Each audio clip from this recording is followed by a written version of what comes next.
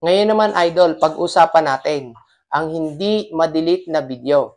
Meron na delete na daw pero nasa timeline pa rin. Meron naman hindi daw ma-delete sa support inbox kapag may violation. Idol, kung naranasan mo yung mga sinasabi ko para sa iyo ang bidyong ito. Yan idol ay malimit na problema ng nakakaranas ng may violation ang video pero hindi ma-delete.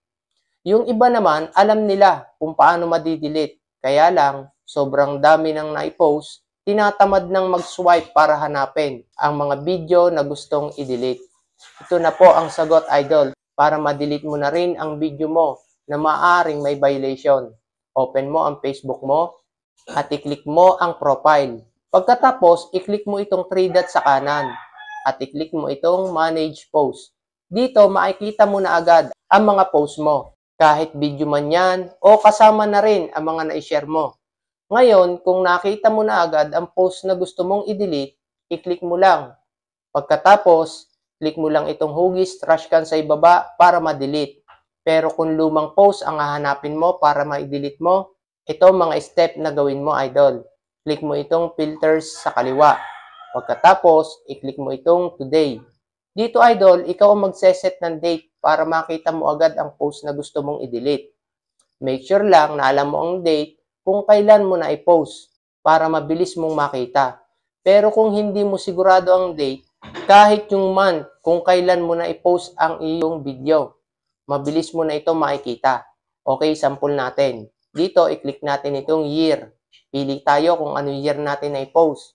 I-click natin ang okay. Pagkatapos, pili na tayo ng mismong petsa. Click lang ulit natin itong okay. Makikita natin na ang today kanina ay napalitan na ng date. Click na natin itong done. Wait lang natin mag-refresh. Okay, idol, ito makikita na natin ang date kung kailan na i-post. Okay, pwede mo nang hanapin ang mismong video na mas malapit sa mismong date na hinahanap mong post. Kung nakita mo na, i-click mo na. Ngayon, kung ang bidyong hinahanap mo ay naitag lang sa'yo, kaya napupunta sa timeline mo at gusto mong i-delete, click mo lang siya. Pagkatapos, i-click mo lang itong remove tags. Pero kung ikaw mismo ang nag-post or nag-share, i-click mo lang itong delete sa kanan. Pagkatapos, i-click mo na ang delete post. At isa pang useful tip, idol, kapag nag-delete ka na ng kahit anong post, i-double check mo kung na-delete nga ba o hindi. Dito mo naman makikita yan. I-click mo lang itong 3 dots sa kanan sa iyong profile. Tapos, i-click mo itong archive. Tapos, itong trash, i-click natin. Dito, makikita natin ang na-delete na natin. Pero hindi pa rin tuluyang na-delete.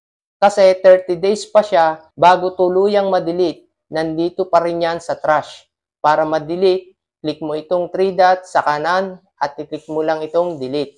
Ngayon, kapag marami na ang nakapending na post dito na gusto agad natin i-delete, i-click mo lang itong box ng bawat post. Tapos, i-click mo na ang delete para tuluyan mong ma-delete ang napakaraming video na gusto mong i-delete.